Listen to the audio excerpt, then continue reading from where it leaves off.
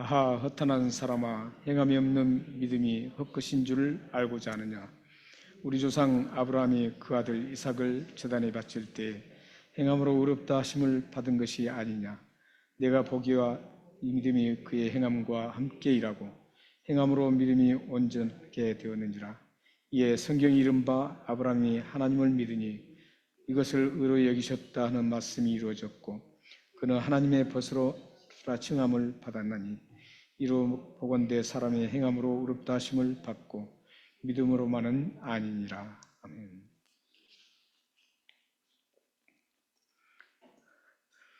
네, 오늘 어버이 주일에서 평소에 저의 그 설교 스타일로 하지 않고 조금 스타일을 바꿔서 함께 말씀을 나누려고 합니다.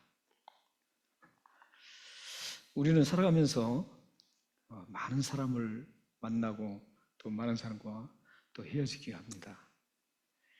한때 함께 시간을 보냈던 분들이 이제 소식이 끊겼을 때 그분은 어디에서 무엇을 하고 있을까? 이런 궁금증이 있기도 합니다. 저도 궁금증이 참 많습니다. 그 중에 제가 이제 말씀을 드린다면 제가 제일 처음 우리 교회에 왔을 때 함께 했던 분 중에 그 하동호 안수집사님 계셨는데 그분이 참 무엇을 하고 계실까 이런 생각을 했었습니다. 그렇게 궁금증을 가지고 있었는데 그분이 이제 여기 우리 교회에서 이제 계시다가 아신 분도 아마 계실 겁니다. 계시다가 그분이 명동식품을 했었거든요. 했었는데 이분이 계시다가 이 호주하고 카나다하고 영주권 신청을 했는데 이 호주는 리젝트가 되고 카나다가 됐습니다. 그래서 여기를 떠나게 됐습니다. 그때 그 따님이 우리 교회 반주를 하고 있었거든요. 제가 제일 처음에 왔을 때 반주를 했는데 갑자기 그분들 5가정이 떠난 바람에 반주자도 없었습니다. 그때 반주를 대신해서 막 해주셨던 분, 그분이 바로 노진희 집사님입니다. 노진희 집사님이 반주를 막, 제가 먼저 이제 악보를 다음 주에 할 것 드리면 연습을 해가지고 와서 막 하셨습니다. 굉장히 수고를 많이 하셨죠. 하동환 집사님 이제 참 괜찮았어요. 제가 와서 딱 우리 이제 그때는 얼마 없었지 않습니까? 다 뵀는데 하동환 집사님 참 괜찮더라고요. 믿음도 그렇고 성품도 그렇고 그래서 저분하고 같이 목회를 좀 하면 괜찮겠다 이렇게 생각을 했죠. 했는데 그분이 가셨어요. 가셔서 이제 세월이 지나면서 그분은 지금 캐나다에서 뭘 하고 계실까? 어디에 계실까? 이렇게 생각했는데 제가 11년 전에 미국에 있는 커피브레이크 컨퍼런스를 갔습니다. LA에서 이제 그 컨퍼런스를 하는데 5명씩 이제 그 라운드 테이블에 이제 5명씩 팀이 돼서 앉았습니다. 그래서 앉아서 이제 같이 이제 커피브레이크를 이제 하기 위해서 앉았는데 거기 앉은 분 중에 한 분이 캐나다에서 오셨다 그래요. 그래서 내가 궁금한 분이 한 분 계시는데 우리 교회 계시다가 가셨던 하동호 안수희 집사님이셨는데 그분이 캐나다로 가셨다 그러더니 그분이 우리 교회에 함께 다니고 자기 구역의 구역장이라고 그래요. 그래서 거기서 하동호 안수희 집사님의 소식을 들었습니다. 그리고 그분이 이제 큰 쇼핑몰에서 스시가게를 크게 해서 스시가게를 몇 군데 하면서 돈을 많이 버셨다라는 그 소식을 들었습니다. 그 교회가 어디냐면 캐나다의 토론토에 있는 큰빛 교회입니다. 큰빛 교회 하면은 한 3년 전, 4년 전 그때 전 세계에 굉장히 큰 빅뉴스가 나온 적이 있습니다. 어떤 뉴스였냐면은 토론토 큰빛 교회의 담임 목사님이셨던 임현수 목사님께서 이북에 이제 북한에 굉장히 많이 도와줬습니다. 그 교회를. 그래서 북한에 갔다가 스파이 협의를 받고 잡혔습니다. 잡혀가지고 3년 동안 북한의 감옥에 갇혀 있었습니다.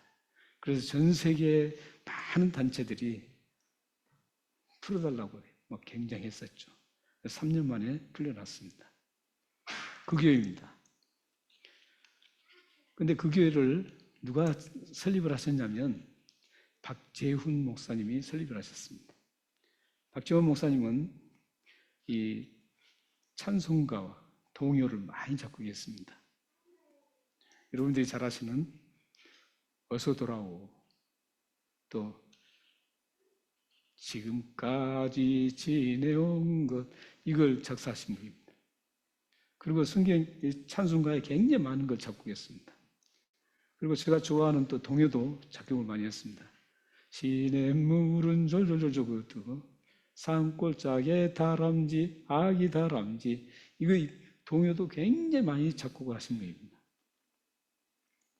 그분이 이제 토론토 큰빛교를 개척하시고 그 교회가 굉장히 커졌습니다. 그래서 캐나다에서는 가장 큰 교회 중에 하나입니다. 근데 그 교회는 이 커피 브레이크를 굉장히 왕성하게 합니다. 세계의 커피 브레이크 왕성하게 교회가 한국에서는 수용록교회, 그리고 캐나다는 큰빛교회, 또 미국은 굉장히 많습니다. 또 호주도 좀 크게 왕성하게 하는 교회가 있어야 되는데 아직 조금 드문데 브리스번에 김성기 목사님 교회는 아주 왕성하게 하고 있습니다. 근데 그 교회에 박재훈 목사님이 또 하나 유명한 그 찬송을 하나 지었습니다.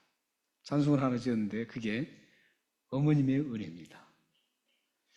어머님의 은혜가 원래 찬송가였어요. 찬송가에 실려 있었습니다.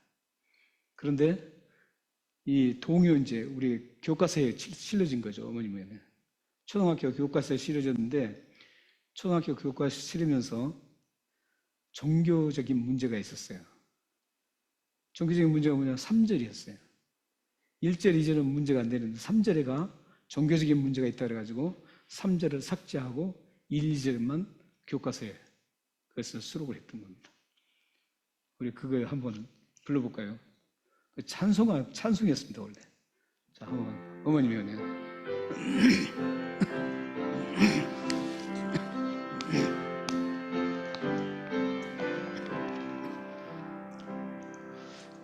높고 높은 하늘이라 말을 하지 마.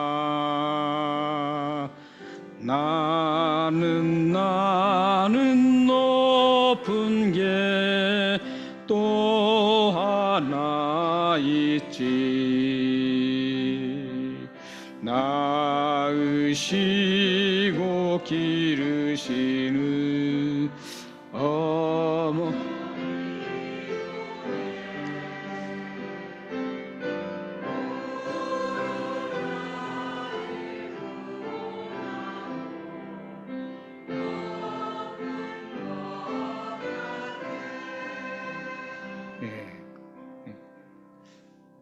이 노래를 그 박지원 목사님이 작사를 했습니다. 어머님만 생각하면 눈물이 나오지 않습니까? 네, 부모님만 생각하면. 네. 근데 요즘 아이들은 그런 게 좀 없는 것 같아요. 좀 아쉽습니다.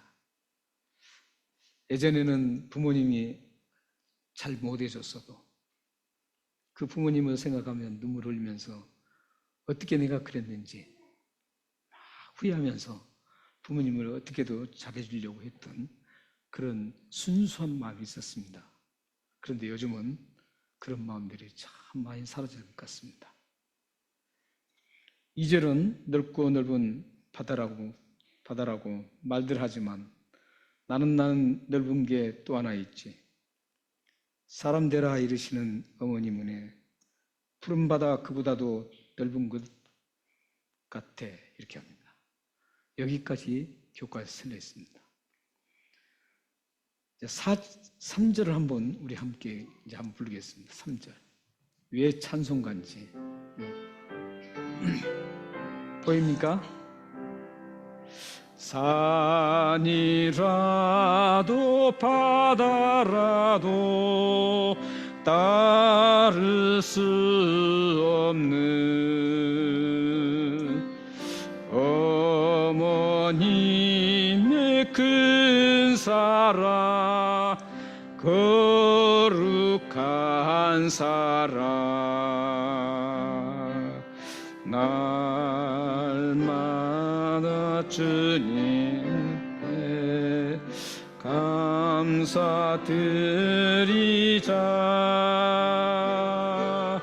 사랑의 어머님을 주신 은혜를. 네, 원래 찬송이었습니다. 이 가사를 지으신 분이 누구냐면, 가사를 지으신 분은 갑자기 지금 제가 생각이 안 납니다.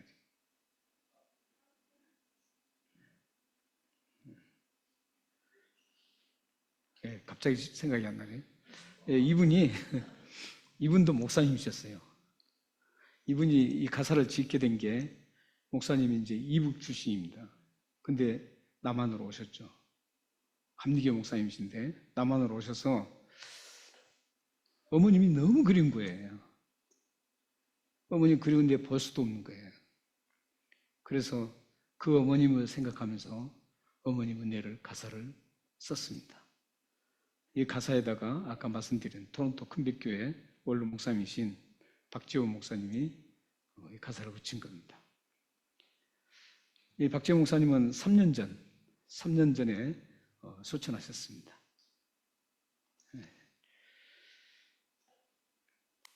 오늘은 우리가 어버이 주일이죠. 어버이 주일이라 제가 평상시에 제가 설교했던 그 패턴을 지금 하지 않고 다르게 지금 여러분과 함께 말씀을 나누려고 하고 있습니다. 가정의 달을 그러면 이제 어린이날, 지난 주일은 우리가 어린이날로 지켰습니다. 그리고 오늘은 어버이 주일로 우리가 지키고 있습니다. 그런데 이 어버이날은 우리나라에서 1973년도에 어버이날로, 어머님 날로 정했습니다. 그래서 계속적으로 어버이들을 항상 효도해야 된다는 그 효사상을 이 대한민국 정부가 계속 심어오고 함께 해왔습니다. 그런데 이런 어버이날이 이제 점점 퇴색되어 가고 있습니다. 요즘처럼 복잡한 세상, 또한 개인 이기적인 행복을 추구하다 보니까 자녀를 낳지 않고, 또 자녀를 낳아도 그 자녀가 귀찮다고 때리기도 하고 심지어는 죽이기까지 합니다.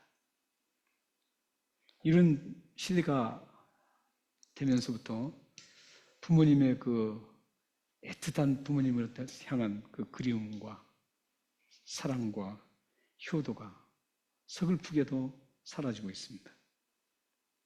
이제 이런 효도의 사상을 배우기가 참 힘든 세상이 되었습니다.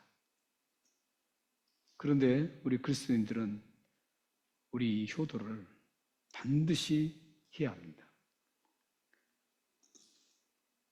하나님께서 주신 그 부모님, 잘났든 못났든 그 부모님은 우리 하나님이 주신 선물이었습니다.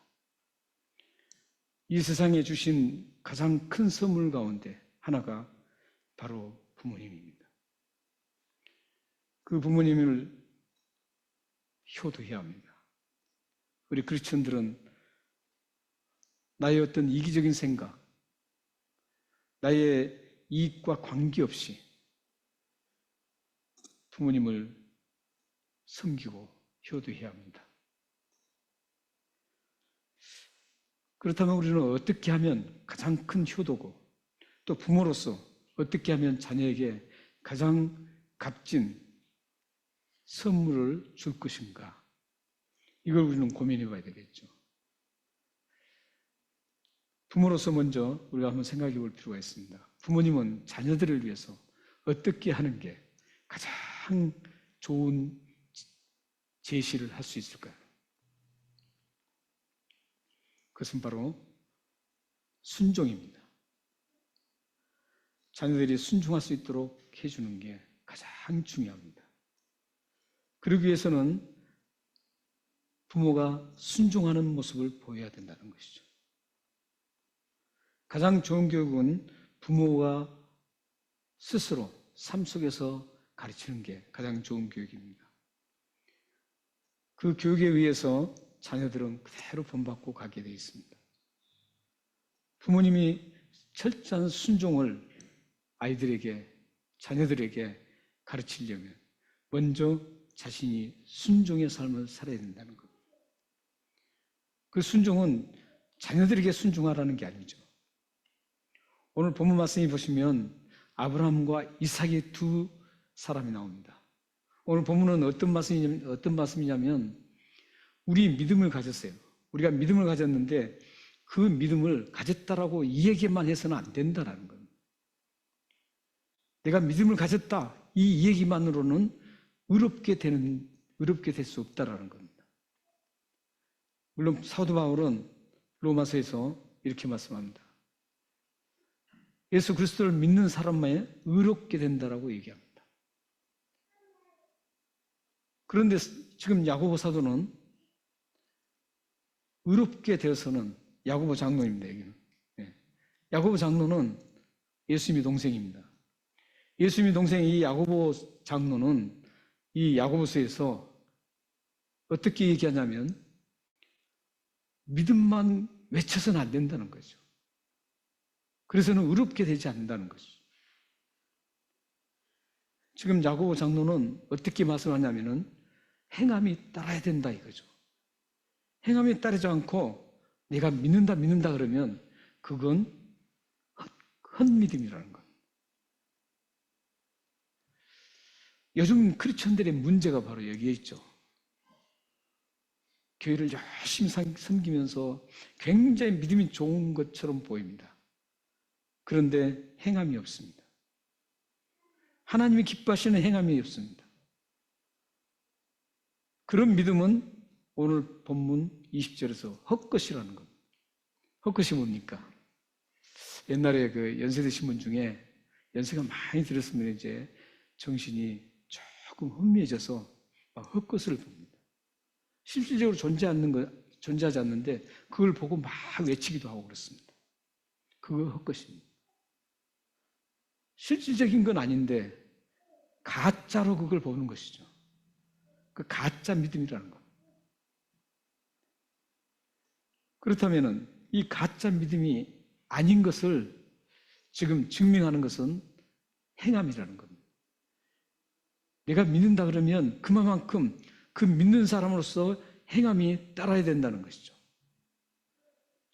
그 예화를 지금 아브라함과 이삭 이 두 부모와 자녀의 그 사건을 통해서 진짜 믿음이 무엇인가를 지금 밝혀주고 있는 겁니다.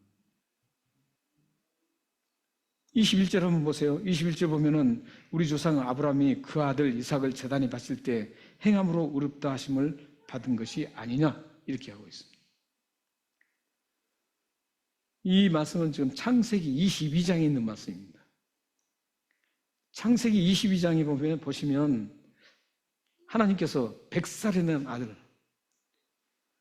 아들을 낳지 못하다가 하나를 낳았는데 이삭을 낳았는데 그 아이가 100살에 나왔습니다. 100세.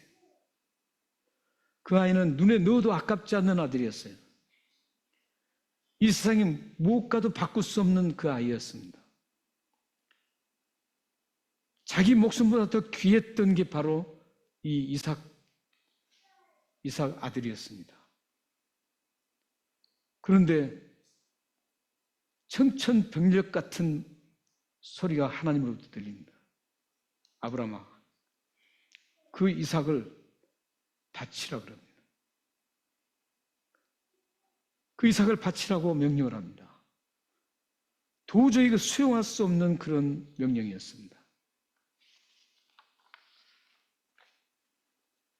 도저히 수용할 수 없는 그 명령을 아브라함은 정확히 그대로 수용합니다. 그게 바로 순종입니다. 하나님 말씀에 우리 이성적으로는 도저히 수납할 수 없고 받아들일 수 없는 그걸 하나님의 말씀이기 때문에 그대로 순복하고 순종하는 것. 바치는데 어떻게 이삭을 바칠 수 있겠어요?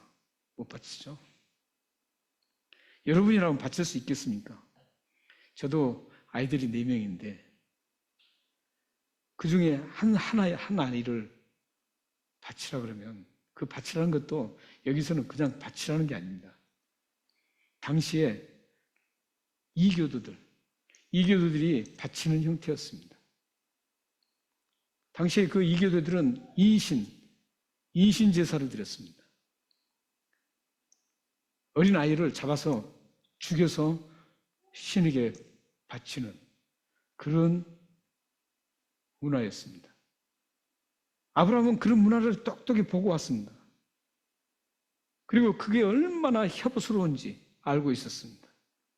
그런데 하나님은 그런 제사를 하나님 앞에 바치라는 거예요. 이삭을 잡아 죽여서 바치라는 겁니다. 그러면 어떻게 그거 수용할 수 있겠습니까? 그 사랑하는 자기 목숨보다도 아끼는 그 아들을 바치라는 그거에 어떻게 수긍할 수 있겠습니까? 어떻게 순종할 수 있겠습니까? 그런데 아브라함은 순종합니다. 집에서 이미 마음을 다 가지고 하나님 말씀대로 그대로 따릅니다. 그런데 하나님은 참 정말 냉정하세요. 너무하세요. 그렇게 집에서 이제 그렇게 마음을 알았으면 그래 알았다 이랬으면 좋은데 3일 동안 모리아산까지 걸어갈 때도 하나님은 아무 말씀 안 하십니다. 그리고 모리아산에서 도착해서 종은 거기 있게 하고 이제 죽여서 불을 태워서 태울 그 나무를 이삭에게 지웁니다. 그리고 그 모리아산에 올라갑니다. 모리아산에 올라가서 거기서 제단을 쌓고 이제 불을 지피기 위해서 가져갔던 나무를 거기다 올리고 이제 마지막 작업은 이 이삭을 칼로 쳐서 죽여서 조각을 내서 거기서 태워서 이제 하나님 앞에 드리려는 그 마지막 작업이 남았습니다. 그래서 그 마지막 칼을 들어서 이제 목을 치려고 할 때 하나님께서 아브라함을 부르십니다. 그리고 손대지 마라. 그리고 그 수풀에 순양이 있습니다. 그걸 잡아서 대신 하나님 앞에 제사를 드립니다. 거기서 최초로 여호와 이레, 하나님의 예비하심, 이게 최초로 등장하는 단어가 이루어졌습니다.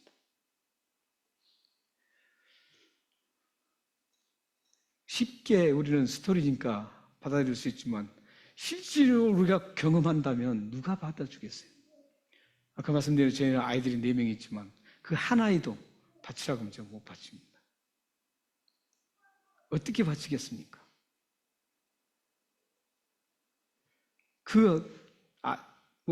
열 아들이 있다 그래도 못 바치겠죠. 바칠 수가 없습니다. 그러나 아브라함은 하나밖에 없는, 그리고 하나님께서 약속이 주셨어요. 그 아들로 통해서 믿음의 사람들이 일어날 것이라고. 바다의 모래알처럼 하늘의 별처럼 수많은 믿음의 사람이 일어날 거라고 약속을 했는데 그 약속까지도 허무하게 다 깨뜨리신 것 같은 그 하나님. 어떻게 그걸 받아들일 수 있겠습니까? 그런데 아브라함은 하나님의 그 말씀에 순종했습니다. 그리고 그 순종했을 때 여호와 일이라는 모든 것을 항상 예배해 주시는 하나님을 경험하게 됩니다. 이 사건 이후로 아브라함에게는 더 이상 시험이 없습니다. 그 사건 이후로 아브라함의 생애는 평탄대로로 가게 됩니다. 이게 바로 부모님입니다. 부모님 마음이 얼마나 가슴이 찢어졌겠습니까? 아들을 바치라고 했는데 그 아들을 묶어놓고 치려고 할 때 그 가슴이 얼마나 찢어졌겠습니까? 그 찢어진 가슴을 안고 순종했습니다. 여러분들은 하나님 앞에 바치는 것, 자녀를 바치라는 것 말고도 조그만 것도 못 바칩니다. 충분히 바칠 수 있는 것도 바치지 못합니다.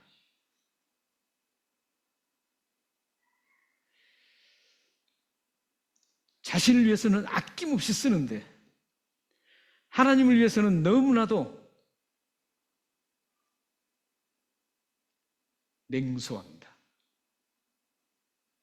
자신을 위해서는 마음껏 이것저것 막 잘 씁니다. 그러나 하나님을 위해서는 너무나도 냉정하고 너무나도 협소합니다. 아까워합니다. 시간을 들이지 못합니다. 물질도 들이지 못합니다. 여러분 마음도 하나님을 위해서 드리는 게 별로 없습니다. 우리는 드릴 게 너무나도 많습니다. 하나님 주신 게 다 하나님 주신 거기 때문에 그 모든 걸 다 드려도 아깝지 않아야 되는데 우리는 너무나도 하나님을 위해서 너무 인색합니다.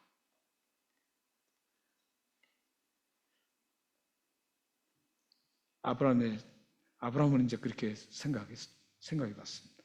이삭을 한번 생각해 보죠. 이삭은 당시에 상당히 힘 있는 그런 나이였습니다. 100세가 훨씬 넘은 110세가 넘은 그 아브라함을 얼마든지 제압할 수 있는 그런 나이였습니다. 그런데도 불구하고 이삭은 아브라함이 하나님 앞에 순종하듯이 아버지 아브라함의 말씀에 철저하게 순종하고 따라갑니다. 이제 거기 모리아산에 도착해서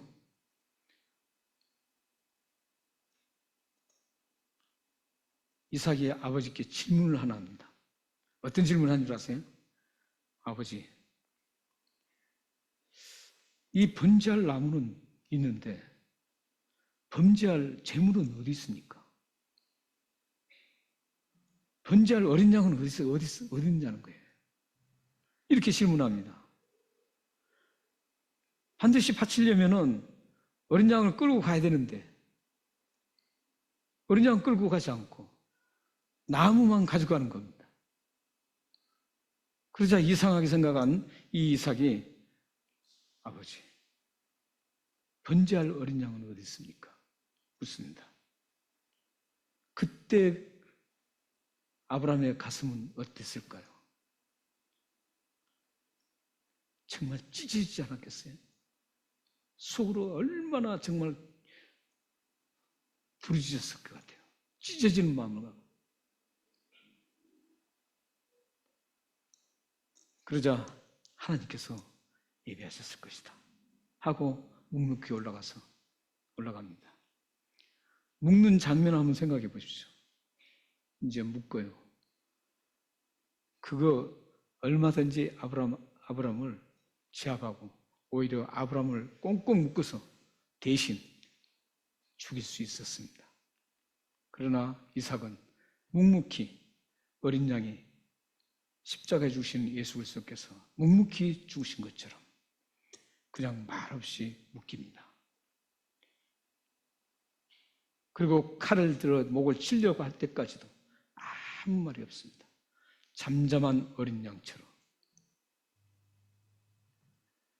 이게 바로 아브라함의 그 순종하는, 하나님 앞에 순종하는 모습을 보고 하나님 앞에 아낌없이 그 드리는 그 모습을 보고 이 이삭도 그대로 순종의 사람이 된 겁니다.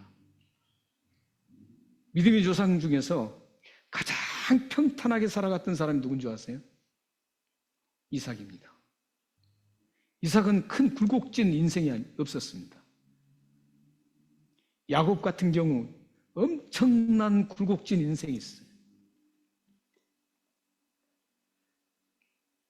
굉장한 굴곡진 인생들을 살아가는데 믿음의 조상들이 유일하게 이삭만큼은 굴곡진 게 없습니다.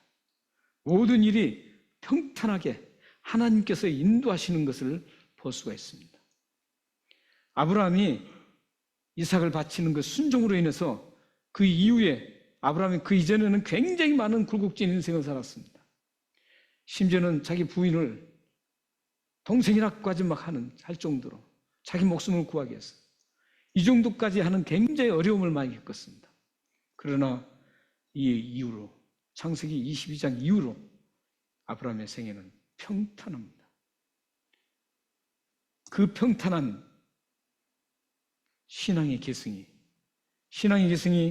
이제 이삭에게 그 계승되어서 이삭도 철저한 순종의 사람 되었고 그도 하나님 앞에 항상 하나님의 예비하심을 받고 살아갔습니다. 여러분들이 고민해야 될 부분이 있습니다. 하나님과 관계. 아브라함이 드릴 수 없는, 바칠 수 없는 그 아들을 바친 것처럼 여러분들도 하나님을 위해서 아낌없이 바쳐보십시오.